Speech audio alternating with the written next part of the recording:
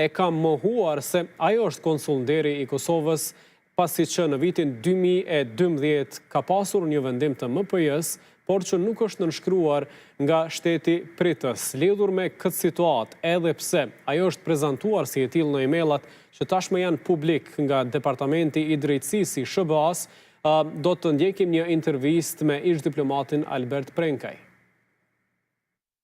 Përshëndetje zoti Prenkaj, faleminderit shumë për kohën tuaj që keni gjetur për të na dhënë këtë intervistë sa i përket emërimit të një konsule nderi, emri i cilës së fundmi është përmendur në dosjet e Epstein.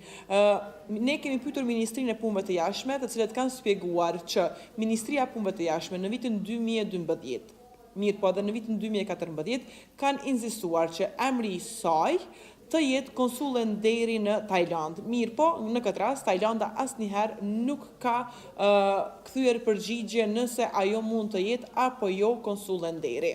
A na tregoni ju lutem se si shkon çështja e emërimeve të konsujve të nderit që Kosova vendos t'i ketë?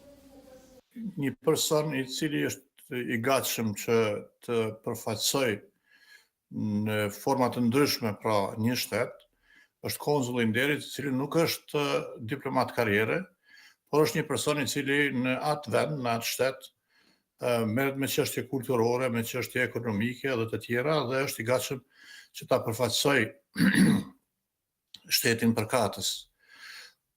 Konsulli i nderit duhet të mbuloj një zonë konsullore e quajtur, e cila pra nënkupton që ai person mbron interesat e atij shteti apo promovon interesat e atij shteti në kuadër të atij rrethi konsullor. Pra mund të jetë një krahinë, një shteti. Në rastin konkret për shembull në Kosovë mund të jetë konsulli i nderit i një shteti përkatës në rrethin konsullor Pej që përfshin komunat Klin, Istog, Deçan dhe Pej. Pra kjo është mënyra. Ai person ose ajo duhet të jetë rezident apo të jetë banor i qendrës së rrethit konsullor, në këtë rast konkret që përmenda në Pej, për shembull.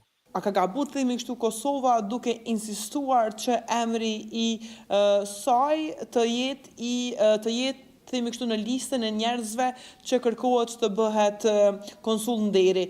Në përgjigjen e Ministrisë së Punëve të Jashtme thuhet që edhe në 2012-ën, edhe në 2014-ën, gjatë kohës sa në krye të Ministrisë së Punëve të Jashtme ka qenë zotri Hoxhaj, është kërkuar që zonja në fjalë të jetë themi kështu konsulle nderi e Kosovës në Tajland, mirë po që Tajlanda në asnjë moment, asnjëherë nuk ka kthyer përgjigje për po ose jo që ajo të jetë konsulle nderi e jona.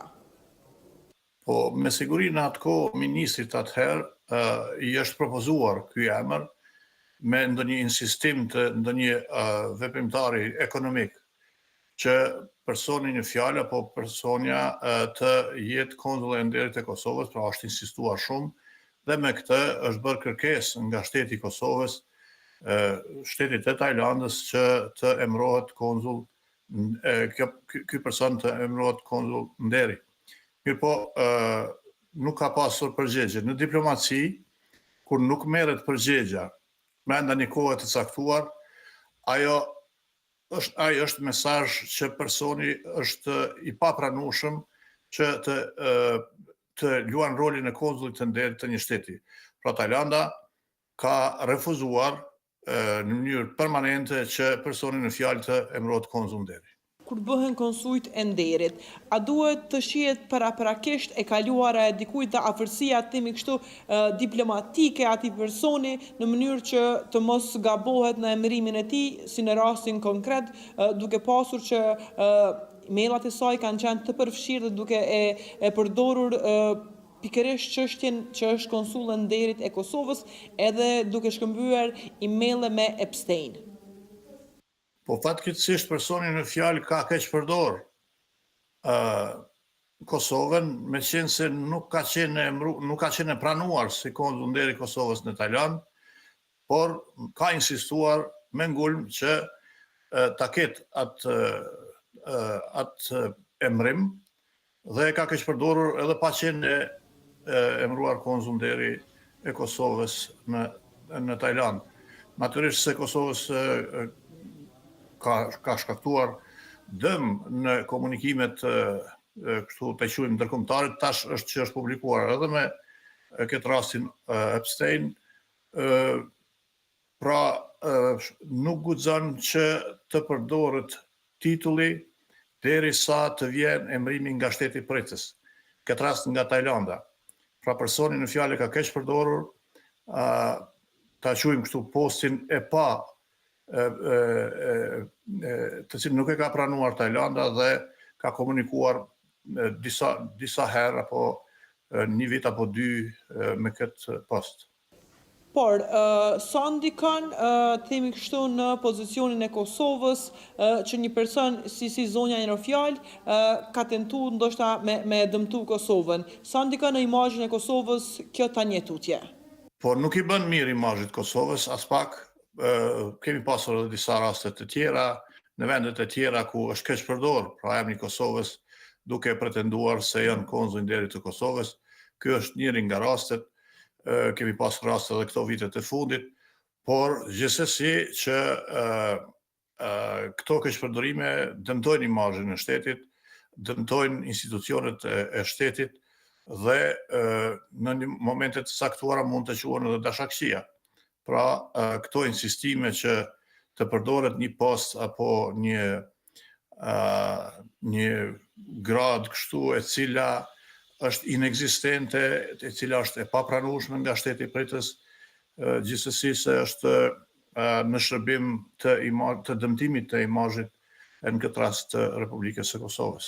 Zoti Prenkaj, pse janë të rëndësishëm këto pozita sikur konsull deri? A janë pozita të cilat shteti duhet të paguaj për këta persona? A mund të llogariten edhe si pjesë, themi kështu, e njerëzve të cilët lobojnë për Kosovën? Pozita e konzullit të nderit nuk është pozitë zyrtare, pra ata nuk janë qytetarë të Kosovës, po janë qytetarë të vendit ku ata përfaqësojnë Kosovën këtë rast, do ta përfaqësonin Kosovën këtë rast.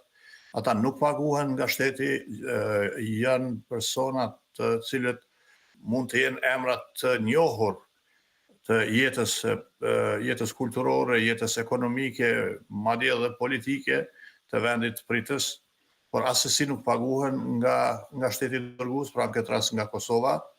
Ata emrohen në momentin kur shteti nuk ka mbulueshmëri me diplomat, gjithsesi poste konsullore, aty ku nuk ka as ambasadë apo as konsullat, atëherë shfrytëzohet rasti që të emrohet konsullit e nderit, por jo vetëm kësi raste. Edhe në raste ku kemi misione diplomatike, ambasada apo konsullata, shfrytëzohet rasti që përmes këtyre personaliteteve të njohura në një rajon, pezëm në Itali, në pjesën e Veneto, të Venecia, atje, ku nuk ka qasje ambasada Kosovës, gjithsesi konsullata e përgjithshme në Milano, atëherë emrohet një konsull nderi, i cili mund të jetë përfaqësues figurë e njohur e kulturës apo edhe biznesit, e përfaqëson Kosovën dhe bën lobing për Kosovën si në aspektin kulturor, po edhe atë ekonomik. Pra, mund të ndikoj shumë pozitivisht, për shembull në thithjen e investimeve nga vendi i caktuar në Kosovë. Zoti Prenkaj, çka rekomandoni ju? Çka duhet të bëjë Kosova në këtë rast? Cilat masa duhet të ndërmiren në mënyrë që të shfaqsohet para, themi kështu, para këtyre sulmeve ose para kësaj situate ku përmendet edhe emri, themi kështu, se pozicioni i presidentit të Kosovës? Po është shumë me rëndësi që Kosova të dërgoj reagimet e saja në qoftë se jo publike, atër përmes kanaleve diplomatike, por edhe publikisht nëse është nevojshme që të jipen sqarime se personat të cilët janë thirrur në emrin e Kosovës asnjëherë nuk e kanë përfaqësuar Kosovën në mënyrë legale dhe legjitime, meqense se komunikimi me shtetin pritës, këtë rast me Tajlandën, sa i përket këtij emri, ka qenë i përfunduar në momentin kur shteti i Tajlandës nuk ka kthyer asnjë përgjigje, pra nuk e ka miratuar emrimin e konsullit të nderit të Kosovës, pra në rastin konkret. Pra në asnjëherë, në asnjë moment, ky person nuk ka përfaqësuar Republikën e Kosovës. Zoti Prenkaj, faleminderit shumë që gjatë të kohën të jepni këto shpjegime për Kompas sonte. Ju lutem, panderit.